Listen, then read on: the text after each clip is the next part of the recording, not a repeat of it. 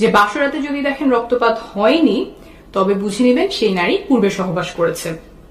এই ভিডিওতে মেয়েদের ভার্জিনিটি পরীক্ষা করার প্রচলিত পদ্ধতিগুলো নিয়ে আলোচনা করব, রেফারেন্স সহ বুঝিয়ে বলবো এগুলো কতটুকু নির্ভরযোগ্য।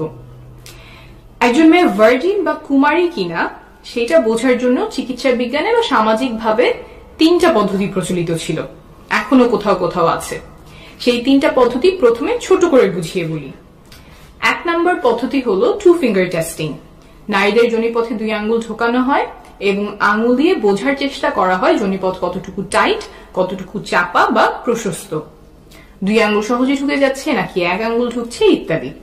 একজন নারী নিয়মিত সহবাস করেন কিনা তা এই পরীক্ষার মাধ্যমে ডাক্তাররা নির্ধারণ করার চেষ্টা করতেন। সাধারণত রেপ কেসে এই পরীক্ষাটা করা হতো, এখনো কিছু কিছু জায়গায় করা হয়। 2 নম্বর হলো হাইমেন ইন্সপেকশন। এই ক্ষেত্রে চোখ দিয়ে দেখা হয়, আগেরটার মতো আঙ্গুল ঢোকানো হয় না। মেয়েদের যোনিপথের হাইমেন, অনেকে এটাকে সতীচ্ছদ পর্দা নামে চেনেন, সেইটা পরীক্ষা করা হয়। হাইমেনে কোনো ছেঁড়া আছে কিনা, থাকলে কোথায় ছেঁড়া, হাইমেনের আকার কেমন, মুখ কতটুকু বড়, এইসব দেখে বোঝার চেষ্টা করা হয় মেয়েটি আগে কখনো সহবাস করেছিল কিনা। 3 নম্বরটা হলো প্রথম সহবাসের রক্তপাত। অনেকের ধারণা যে নারী কুমারী হলে সহবাসে রক্তপাত হবে, সেজন্য বাসরাতে অনেকে সাদা চাদর বিছিয়ে দেন যাতে রক্তের দাগ ভালোভাবে বোঝা যায় বউ কুমারী কিনা সেই পরীক্ষাটা যাতে হয়ে যায়।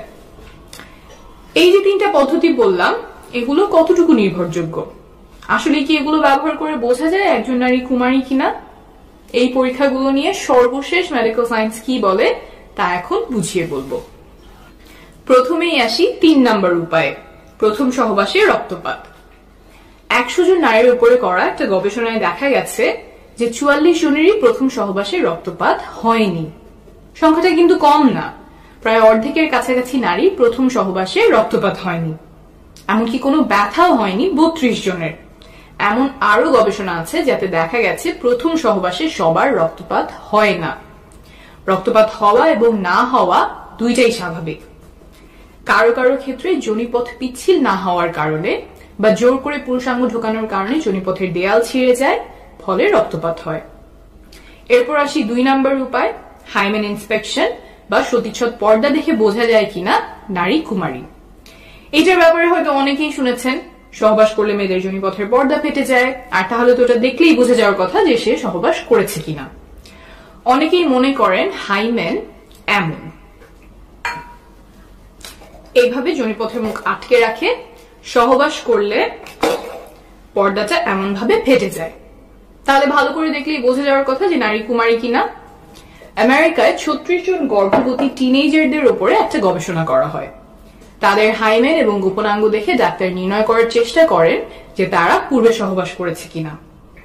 36 জনের মধ্যে মাত্র 2 জনের ক্ষেত্রে ডাক্তার বুঝতে পেরেছিলেন যে তারা আগে সহবাস করেছে, অথচ 36 জনই গর্ভবতী, অর্থাৎ বাকিরা সহবাস করেছিলেন কিন্তু তাদের হাইমেন দেখে বোঝা যায়নি। অনেকেই মনে করতে পারেন হাইমেন দেখে বোঝা না যাওয়ার কারণ কি? যদি এমন ছেঁড়া হয় তাহলে তো দেখেই বোঝা যাওয়ার কথা, কিন্তু আসলে হাইমেন এমন শক্ত কোনো পর্দা না। হাইমেন বা সতীচ্ছদ পর্দা কিছুটা এমন ইলাস্টিক, সংকোচন প্রসারণ বা বড় ছোট হতে পারে, আর এই হাইমেন থাকে যোনিপথের চারপাশ ঘিরে। আর যোনিপথের দেয়ালগুলো কিছুটা রাবার মতো ইলাস্টিক, ছোট বড় হতে পারে, এত বড় হতে পারে যে এই রাস্তা দিয়ে জন্মের সময় বাচ্চা বের হয়। তো এই যোনিপথ ঘিরে যে পর্দার মতো থাকে হাইমেন, সেইটাও বড় ছোট হয়। এই পর্দাটা অনেক রকম হতে পারে, এক একজনের এক এক দিকে খাঁজ থাকে, ভাঁজ থাকে, আর মেয়েদের জন্মের আগেই তার হাইমেনে ফুটো থাকে। বড় হলে সেই ফুটো দিয়ে মাসিকের সময় রক্ত বের হয়। এই ফুটো অনেক ধরনের হতে পারে, বড় ছোট হতে পারে। ফুটোটা কত বড় হবে সেটা বয়স, ওজন, উচ্চতা সহ আরো অনেক কিছুর উপরে নির্ভর করে। আবার সহবাস ছাড়াও অনেক কারণে হাইমেনে টান পড়তে পারে বা এক অংশ চিড়ে যেতে পারে, যেমন খেলাধুলা, আঘাত পাওয়া, তারপর মাসিকের সময় ট্যাম্পন ব্যবহার করা ইত্যাদি। এইসব কারণে হাইমেন দেখেই নিশ্চিতভাবে বলা সম্ভব না একজন নারী পূর্বে সহবাস করেছিলেন কিনা। এখানে বলে রাখা ভালো যে কারো কারো জন্মের সময় হাইমেনে ফুটো নাও থাকতে পারে। মেডিকেলের ভাষায় এটাকে আমরা বলি ইমপারফেক্ট হাইমেন, সেটা 1000-এ 1 বা তার চেয়েও কম হয়, তখন ছোট একটা সার্জারি করে হাইমেনে ফুটো করা হয়। এখন বলছি 1 নম্বর উপায় নিয়ে, 2 ফিঙ্গার টেস্ট। এই পরীক্ষাটা কোনো বৈজ্ঞানিক ভিত্তি ছাড়াই চিকিৎসা বিজ্ঞানে ঠাঁই পায়। উপমহাদেশের অনেকগুলো মেডিকেল টেক্সট বই এই পরীক্ষার কথা লেখা আছে। সেই সব পড়ে ডাক্তাররা অনেকদিন এই পরীক্ষা করতেন। এই মন গড়া অবৈজ্ঞানিক পরীক্ষা বন্ধ করতে বিভিন্ন দেশে এটাকে ব্যান করা হয়। ভারতে এটা ব্যান করা হয়েছে 2013 সালে, বাংলাদেশে 2018 সালে এবং পাকিস্তানে 2021 সালে।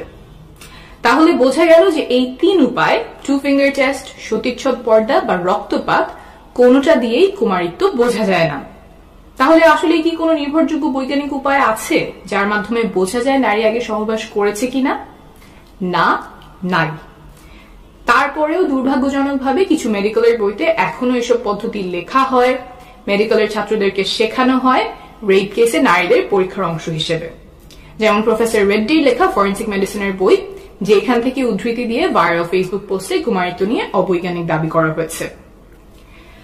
এখন আপনি বলতেই পারেন যে মেডিকেলের টেক্সট বুক আমি ভুল বললেই তো হলো না, যিনি লিখেছেন তিনি তো একজন বিশেষজ্ঞ, আমার রেফারেন্স কি? বিশ্ব স্বাস্থ্য সংস্থা বা WHO, United Nations human rights, UN Women, এই সংস্থাগুলোর বিশেষজ্ঞ প্যানেল বলছেন যে প্রফেসর রেড্ডির লেখা ফরেন্সিক মেডিসিনের বই সহ আরো কিছু বই ভার্জিনিটি টেস্টিং নিয়ে অনির্ভরযোগ্য এবং অবৈজ্ঞানিক উপায় শেখান। তারা আহ্বান জানিয়েছেন যেন এইসব বইতে চিকিৎসা বিজ্ঞানের সর্বশেষ তথ্যগুলো তুলে ধরা হয়। আমি রেফারেন্স নিচে দিয়ে দিব। ভিডিওটি যারা দেখছেন তাদের কাছে অনুরোধ, হাইমেন বা সতীচ্ছদ পর্দা, ভার্জিনিটি টেস্টিং ইত্যাদি বিষয়ে কেউ ভুল তথ্য ছড়ালে সেখানে প্রমাণ তুলে ধরে ভুল ধারণাগুলো দূর করার চেষ্টা করবেন। আপনার এই প্রচেষ্টায় হয়তো কারো জীবনে অনেক বড় উপকার